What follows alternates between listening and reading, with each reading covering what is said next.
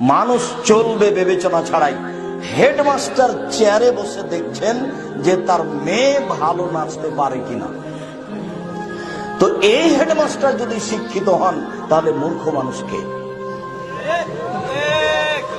ইনিও যদি শিক্ষিত হন তাহলে মূর্খ মানুষকে আল্লাহ রাসূল কাকে মূর্খ বললেন?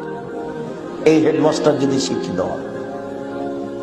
তোমাদের সামাজিক চেয়ারম্যান মেম্বার যদি নিয়মিত থিয়েটার যাত্রা মেয়েদেরকে নিয়েছে গান মেয়েদের ব্যবস্থা করে নাচের, তাহলে সমাজ সেবক যদি এই হয় তাহলে সমাজের ক্ষতি করে কে? এই যদি সমাজ সেবক হয়, এই চেয়ারম্যান মেম্বারই যদি সমাজ সেবক হয় তাহলে সমাজের ক্ষতি করে কে?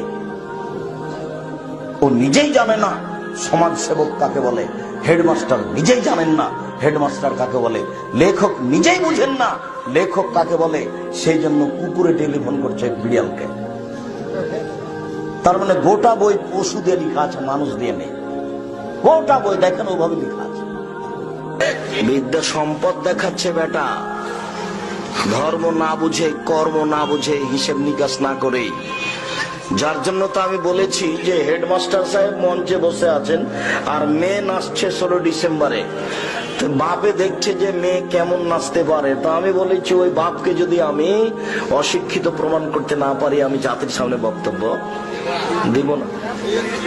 বিশ্ববিদ্যালয়ের শিক্ষক যদি বলে আগে ছিল সালাম আলাইকুম, এখন নাকি আসসালাম আলাইকুম, তাহলে আসলেই বিদ্যানকে এত তাড়াতাড়ি মানুষ এরকম ধরা পড়বে বিদ্যা না থাকার ব্যাপারে, এটা আমি মনে করি।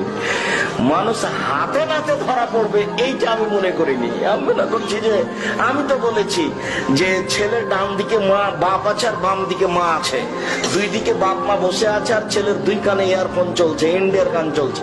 আমি যদি এই বাপ মাকে অশিক্ষিত প্রমাণ করতে না পারি তো জাতির সামনে কথা বলবো না। তবে জাতি এত তাড়াতাড়ি নিজেকে মূর্খ প্রমাণ করবে এইটা আমি বুঝতে